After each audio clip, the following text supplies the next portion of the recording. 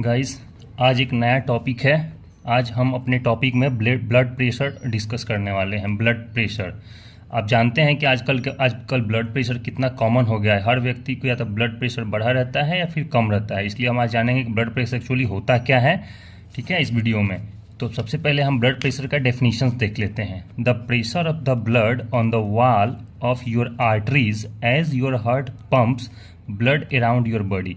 मतलब जब हमारा हार्ट एक बार पंप करता है तो जो ब्लड सर्कुलेशन पूरे बॉडी में फैलता है, तो वो जब ब्लड जाके हमारे आर्ट्रियल वॉल पे, कहाँ पे, हमारे आर्टरीज के जब वॉल पे प्रेशर डालता है, उसी को ब्लड प्रेशर बोलते हैं। क्लियर?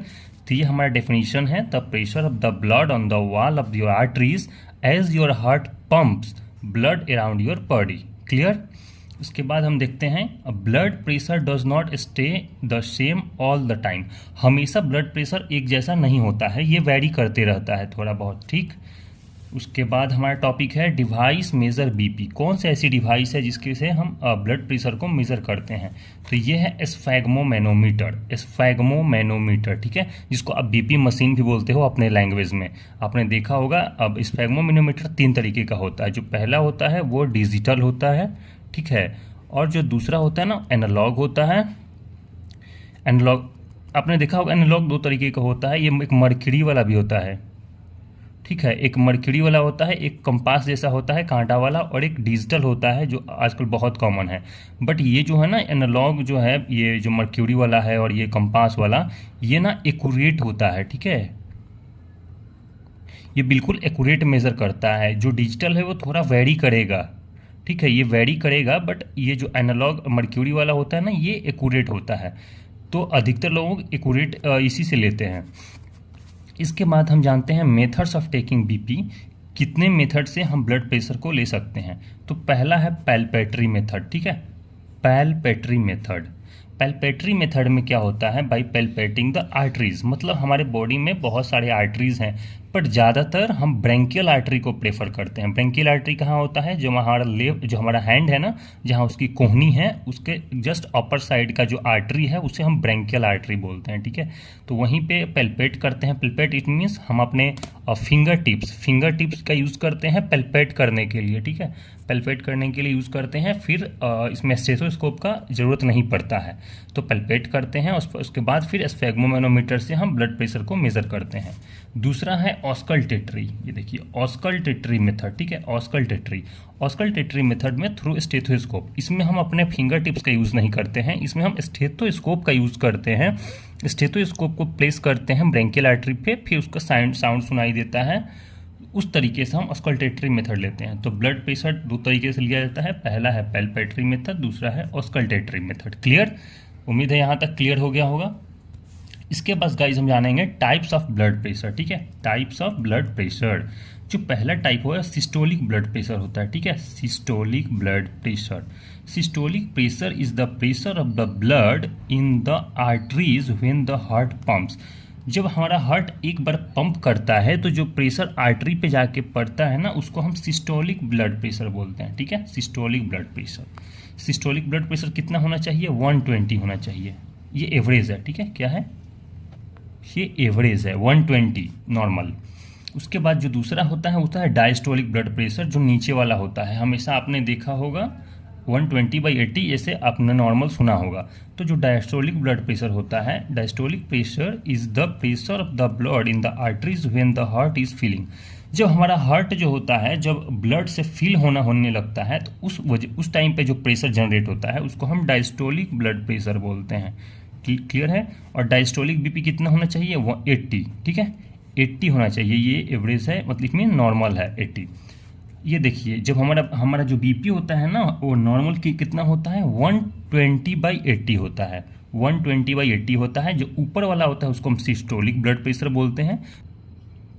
गाइस, थोड़ा मिस्टेक हो गया, 120/80 होता है। मैंने 180 बोल दिया था। ठीक है, 120/80 होता है। तो ऊपर वाला सिस्टोलिक हो जाएगा, नीचे वाला डायस्टोलिक हो जाएगा। और ये जो लिखा हुआ है mm/Hg बोलते हैं इसको। ठीक है, इसे mm/Hg। mm है मिलीमीटर और Hg होता है मर्क्यूरी का सिंबल है Hg। ठीक है, तो mm/Hg होता है mm ऑफ Hg है, ये यूनिट है, ठीक है, क्लियर है। 120/80 mm of Hg, it means mm of Hg is the unit of blood pressure, clear. चलिए अब हम फिर देखते हैं average average optimal blood pressure, it means किस एज ग्रुप में कितना ब्लड प्रेशर होना चाहिए, ठीक है। तो ये है एज, ये है ब्लड प्रेशर। न्यूबॉर्न जो बेबी होता है ना, तो अप्रॉक्स उसका 40 होता है, ये मीन वैल्यू है, ठीक है, ये 40 होता है लगभग उसका ब्लड प्रेशर। अब 1 मंथ का जब बच्चा होता है, इसको हम इन्फेंट भी बोलते हैं, जो 1 मंथ का बच्चा होता है उसका जो बीपी होता है वो 85/54 mm ऑफ Hg, 85/54, ठीक है। 1 ईयर का जो बच्चा होता है 95/65 mm ऑफ Hg होता है उसका, क्लियर। वो 6 ईयर का जो बच्चा होता है 105, it means 105/65 mm of Hg। 10 year से 13 ईयर का जो चाइल्ड होता है 110/65 mm of Hg। 14 to 17 years of child is 119/75 mm of Hg, and the 18 years and older, it means 18 साल और उससे ज़्यादा का जो बच्चा होता है, इट मीन्स जो एडल्ट होते हैं, वो 120 और 180 का लगभग रहता है, ठीक है। ये एवरेज वैल्यू है, इट मीन्स नॉर्मल वैल्यू। ये वैरी भी करता है, थोड़ा आगे थोड़ा पीछे हो सकता है, बट ज़्यादा नहीं।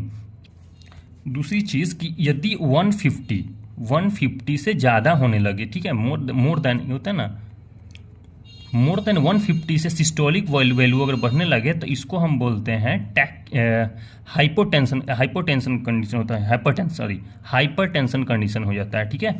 और नीचे वाला अगर 100 के आसपास होने लगे तो हम उसको 150/150, तो 150 के लगभग अगर चल जाता है तो हाइपरटेंशन का केस बन जाता है, यानी कि हाई ब्लड प्रेशर। वहीं अगर सिस्टोलिक ब्लड प्रेशर 100 से नीचे आने लगता है, इट मीन्स 100 हो जाए, 90 हो जाए, 80 हो जाए, तो हाइपोटेंशन का केस बन जाता है, ठीक है, हाइपोटेंशन का केस बन जाता है, क्लियर है। तो एवरेज कितना होना चाहिए, 120/80, ठीक है। उसके बाद हम देखते हैं स्टेथोस्कोप साउंड। स्टेथोस्कोप का जो साउंड सुनाई देता है ब्लड प्रेशर लेते समय कैसा होता है, तो वो जो साउंड सुनाई देता है उसको हम क्रोटकफ साउंड बोलते हैं। क्या बोलते हैं, क्रोटकफ साउंड। बहुत इंपॉर्टेंट क्वेश्चन है गाइस। उसके बाद हम देखते हैं कि मेथड्स ऑफ टेकिंग बीपी जब लेते कैसे हैं, ऐसा क्या होता, क्या सुनाई देता है और कहाँ सुनाई देता है जिसकी वजह से हम बीपी लेते हैं। First we need to bind the cuff tightly. सबसे पहले जो कफ होता है जिसको हम ब्रेंकियल आर्टरी के पास बांधते हैं उसको हम टाइटली बांधेंगे and placed stethoscope at brachial artery, और जो स्टेथोस्कोप है उसको हम ब्रेंकियल आर्टरी पे प्लेस करेंगे। Then inflame air about 120 to 200, उसके बाद उसमें हम 120 से 200 तक एयर इनफ्लेम करेंगे, भरेंगे। देन रिलीज एयर स्लोली, फिर हम धीरे धीरे एक होता है एयर को रिलीज करने वाला, हम आपको गाइस जब स्टेथोस्कोप दिखाएंगे तो उसमें हम बताएंगे कि किससे हम एयर को रिलीज करते हैं। तो जब हम धीरे धीरे एयर को रिलीज करेंगे, when you here sound first, तो जब हम रिलीज करेंगे ना उस टाइम पे हमें कहीं एक पॉइंट पे साउंड सुनाई देगा। तो जो सबसे पहला साउंड सुनाई देगा ना वो हो जाएगा हमारा सिस्टोलिक ब्लड प्रेशर। जो सबसे पहला साउंड जहाँ पे सुनाई देगा वो सिस्टोलिक ब्लड प्रेशर हो जाएगा। देन रिलीज मोर एयर, फिर दोबारा हम एयर को निकालते जाएंगे and when the sound gets disappear, और जहाँ साउंड डिसेपियर हो जाएगा, इसमें जहाँ साउंड मिलना बंद हो जाएगा, जहाँ साउंड सुनाई देना बंद हो जाएगा उसको हम बोलते हैं डायस्टोलिक ब्लड प्रेशर। तो उम्मीद है आपको क्लियर हो गया होगा कि सिस्टोलिक ब्लड प्रेशर कहाँ मिलता है और डायस्टोलिक ब्लड प्रेशर कहाँ मिलता है। Clear guys. तो आज की इस वीडियो में हमने इतना जाना, क्या क्या देखा, हमने डेफिनेशंस देख लिए, हमने डिवाइस देख लिए किससे ब्लड प्रेशर को मेजर करते हैं, हमने methods of taking blood pressure देख लिया, कितने मेथड्स लेते हैं, पैल्पेटरी और ऑस्कल्टेटरी।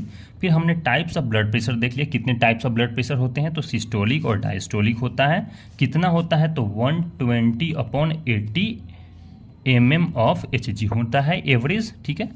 उसके बाद हमने देखा कि एवरेज ऑप्टिमल ब्लड प्रेशर, किस एज ग्रुप में कितना ब्लड प्रेशर होना चाहिए, ये देख लिया गाइस। फिर हमने देखा कि स्टेथोस्कोप साउंड, स्टेथोस्कोप में किस तरीके का साउंड सुनाई देता है, तो क्रोटकफ साउंड होता है। फिर हमने देखा कि methods of taking BP, blood pressure लेते हैं कहाँ पे स्टेथोस्कोप को प्लेस करना होता है, ब्रेंकियल आर्टरी पे करना होता है, कहाँ पे पहला साउंड सुनाई देता है जिसको हम सिस्टोलिक बोलते हैं, कहाँ पे डायस्टोलिक बोलते हैं। Clear guys. अब हम नेक्स्ट वीडियो में ये पढ़ेंगे फैक्टर्स अफेक्टिंग ब्लड प्रेशर, ठीक है। नेक्स्ट वीडियो में हम जानेंगे कि किस फैक्टर्स की वजह से ब्लड प्रेशर राइज होता है। फिर हम पढ़ेंगे हाइपरटेंशन डिटेल्स में, अभी मैंने हाइपरटेंशन को थोड़ा सा बताया, फिर हाइपरटेंशन डिटेल्स में पढ़ेंगे, हाइपोटेंशन पढ़ेंगे, और हम जानेंगे कि how to control BP without medication, बिना मेडिसिन का यूज़ किए हम ब्लड प्रेशर को कैसे कम करें। क्लियर, ये सेकंड वीडियोस में हम पढ़ेंगे। तो आज के लिए इतना ही, थैंक यू सो मच। अगर आपको वीडियो अच्छा लगा हो लाइक करिए, सब्सक्राइब करिए, थैंक यू।